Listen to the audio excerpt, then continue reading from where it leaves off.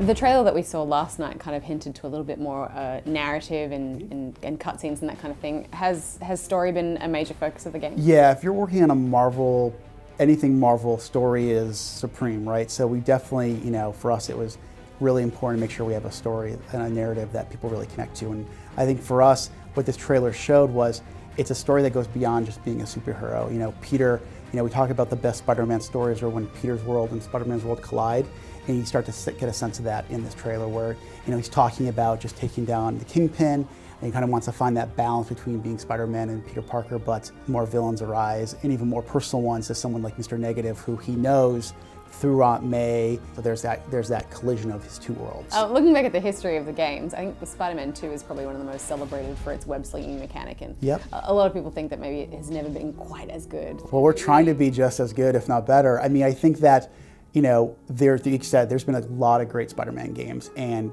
obviously as we started working on this, we did our research and we played them. I think the thing that all those games is giving you a sense of, I feel like Spider-Man in a living, breathing New York City. And for us, it's about playing up that improvisational nature of the character, the acrobatics, blending between melee and webs, but also, Pete's a smart guy creating gadgets, which is something in Insomniac we do really well. So bring all four of those elements together and letting you switch on the fly depending on what the situation calls for. How did you go about deciding which villains were right for the game?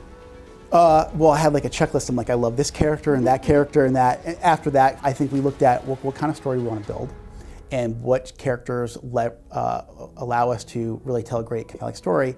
But at the same time is what kind of villains and characters lend ourselves to create great missions, great combat or boss fights, and really taking those and what's the best intersection. So, someone like Mr. Negative, while he's a newcomer, a relative newcomer to his rogues gallery, we saw him and his powers and also his gang, the Inner Demons.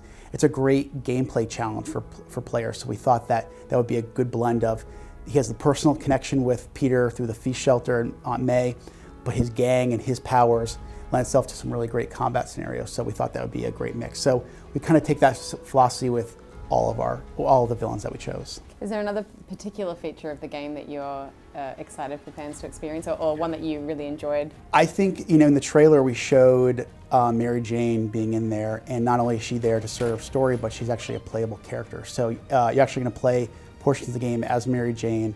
You actually play portions of the game as Peter. So, we're obviously building this superhero world, this, full of villains and superheroes, but you have someone like Mary Jane who is experiencing this world without power. So what's it like for someone in that world who wants to be on the front lines helping Spider-Man, but she's not web swinging around the world? So what's it like? And I think experiencing that, actually playing that experience, is going to be something very different for players that they've never experienced before.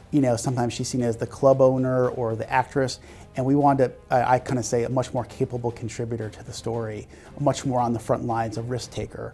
And that's why we said, hey, a great fit for our story would be, what if we made a reporter for the Daily Bugle? And that background, and I just feel like it fits today really well, and someone that I think a lot of people are going to really, you got a little glimpse of her in this trailer, but as you play the game, I think you're going to see someone that people really connect to, and it's one of my favorite parts. So Insomniac are known for a lot of incredible new IPs. Is it difficult for you as a studio to pick up a well-known franchise like a Marvel franchise? We like you said, we've created a lot of great IPs over the years between Resistance, Ratchet and Clank, Sunset Overdrive, but to have the ability to work on something as iconic, memorable, and popular as Spider-Man is too good to pass up. And one of the great things about working with Sony and Marvel as collaborators is that they've said, hey, we want you to work on this because we love Insomniac, and we want you to put the Insomniac DNA, create it with that in mind. So obviously we want to be true to the character. They've also said, hey, take some chances, do what you guys do well. You see some of that, whether it's a sense of humor. Whew. Anyone else need a breather? They've been letting us push the boundaries a little bit, and that's why it's been a great collaboration between all three groups.